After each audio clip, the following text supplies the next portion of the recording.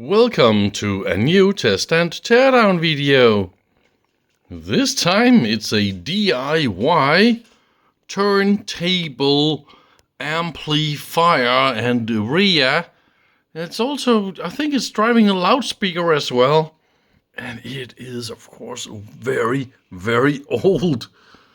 We can see some really big tubes in there, so a real nice tube amplifier. We got 3 knobs here at the front and no indication about what is happening, but this one goes clickety click, so that will be power, most likely also volume. At least that is what I expect.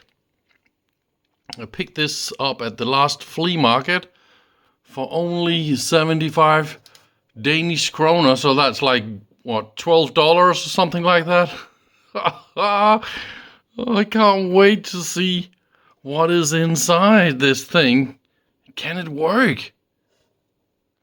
And here is the rear side. We got, of course, a very old and funny mains connector. No indication about voltage or anything like that.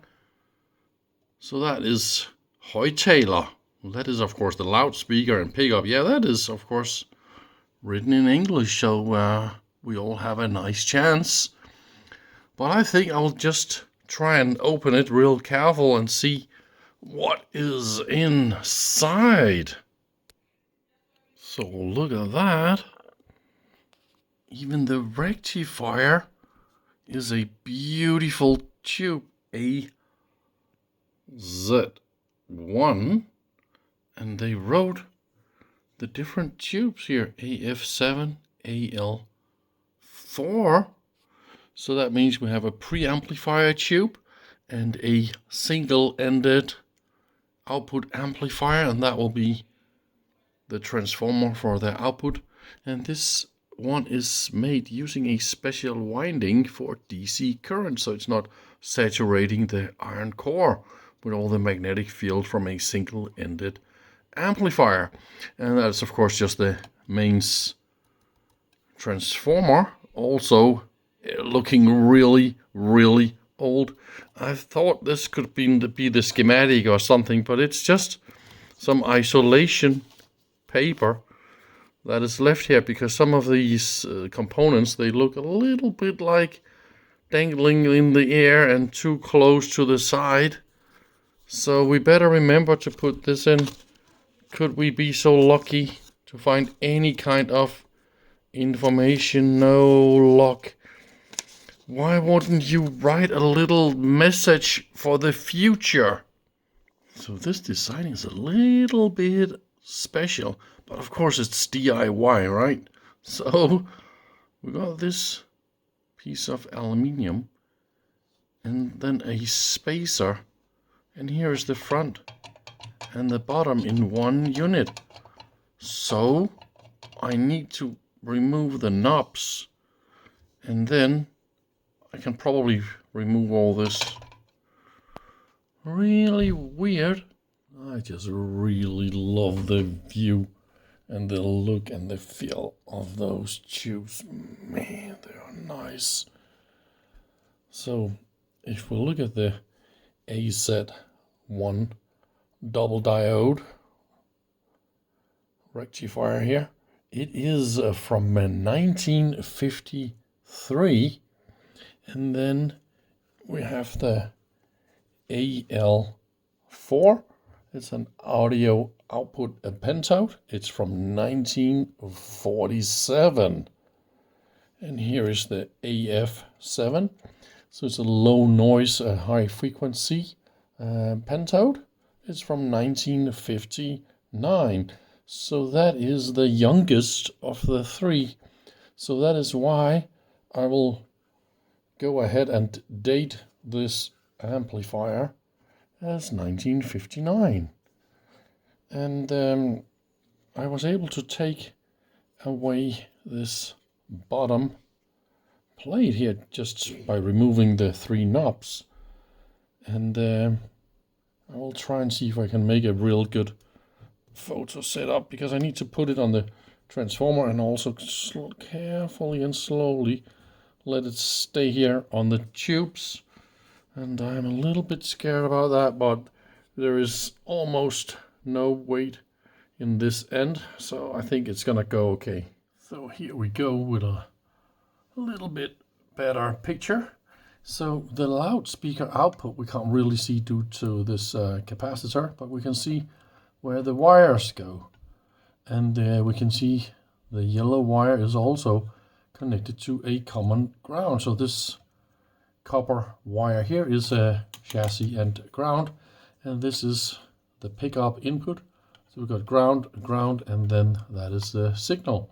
So there's of course a shielded signal. And the fun thing is here the shield is open, and then there's a little capacitor that goes to a potentiometer end. Then the signal carries on, and then there is a 510K resistor that goes to the start of this potentiometer. And then you see we have a capacitor from both sides of the potentiometer to the center.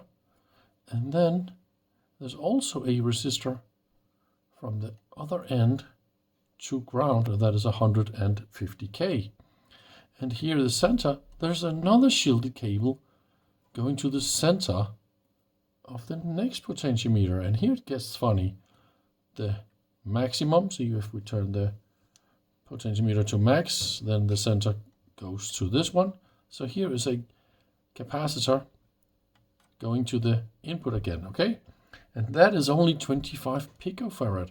By the way, the two potentiometers here, they're 2 mega ohm each. And yes, of course, everything here is grounded. And then the end of that one, the minimum position, there is a 680 pico to ground. So that's the big green capacitor. And then this center point here goes to the end of the volume potentiometer. And then, of course, the output on the volume potentiometer goes all the way to our first amplifier tube, the AF7. So here I rotated the amplifier just to show everything here a little bit better from another angle. I also want to show the wires. So this is the high voltage that goes to the rectifier diode. We also got some filament wires. They are all orange. This is a little bit annoying. This is also mains to the transformer. We got the filament voltage going to the little bulb. Yeah, everything here runs on 4 volts filament, and that is just how it is. It's quite easy to follow the schematic more or less here, because we got the double diode that goes to this capacitor, and then there is an inductor, and then it goes to the second part of that capacitor. So we actually got 2 capacitors in that one.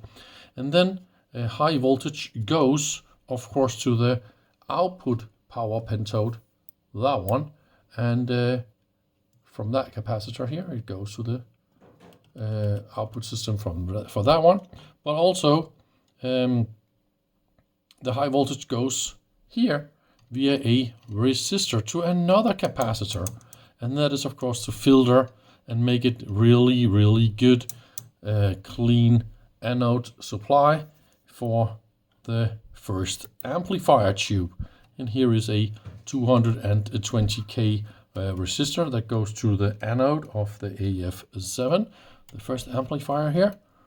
And yeah, all those parts here, they are of course for that tube. I took the liberty to reveal the schematic. It's so easy to make a schematic from stuff like that. So here is our pickup input, and what I think is really, really funny, this is a dual potentiometer RIAA setup where you manually adjust the 2 points of your RIAA. So it's not a fixed RIAA, but a variable to either improve or change somehow So RIAA here is also a tone control kind of system. It is really, it's going to be really difficult to pick the right settings of those two potentiometers, I would guess. And of course the volume is no big surprise. And here is our AF7 low noise amplifier, and the grid 2 and grid 3, they're of course biased for maximum gain, because you just want as much gain as you can get here, because this system will of course attenuate 20 dB, and you have of course only a few millivolts of inputs, and then you attenuate it 20 dB. So you really need a lot of attenuation, and that is one of the things with RIAA amplifiers, and that is why I always amplify first. So I would have taken this signal in here and then amplified the signal before attenuating it, and this way having a much better signal to noise ratio. But that is another story about signal to noise ratios, right? And that was the 220k resistor I was talking about, and there you have a little transfer capacitor to the next tube, and the next stages really isn't interesting at all. So I just wanted to show the first stage. So now I'm recording again. Of course I want to record the first power on, and I have connected a scope to the output, and the pickup signal, I have divided the input signal 100 times, I think so. Because I really need a very low input signal, and I put all the potentiometers in the middle. So what else can I do? And then we just input a little bit of signal like that, 1 kilohertz. So let's turn on the input mains supply, and of course there is one little thing that worries me a little bit. There is no fuse. Why isn't there any fuse in this one? So we have 100 volt and it's using 7 watts. We need to get a lot higher. I think it's always a good idea to start at half the voltage and then just monitor how is everything at half the voltage, because sometimes I just get USA stuff, and I can of course see there's no light in anything, and it's only using 8 watts, and that should be more or less the bias power of each of the tubes.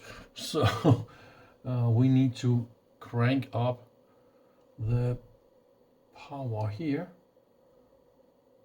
So this is almost 200 volts. It's using 20 watts. So we will stop at 220 like that, and it's using now 30 watts. We have a little bit of an unstable light in the bulb, but if you see here, we have a lot of hum going on, and it's not responding to my input signal, so let's give it a lot more.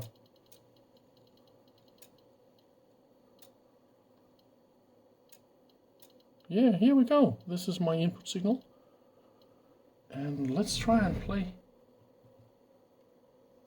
Oy, oy, oy. Here is my input signal. We have now 1 volt per division. This is full volume, and then this is the tone RIAA, manual RIAA. See, it's affecting, definitely responding, changing the hum and everything here, and the RIAA, manual RIAA. Have you seen anything like it? So yeah, it is definitely amplifying something. Well, I got of course a lot of hum, so let's turn this off, and that is of course because the capacitors, they are not working, or one side of the rectifier are not working or something like that. But yeah, we definitely have amplification. How cool is that? So I dimmed the light a little bit so we can see the beautiful filament inside the output power pentode. I was also expecting to, yeah, here we go. Here's the filament in the rectifier. Well, I think that is more or less all I wanted to show. I don't have a turntable to to go and find, and also I can't play any kind of records on a YouTube video because they will be flagged for copyright. So that's definitely also a problem. But thank you very much for watching so far. See you soon again. Bye bye.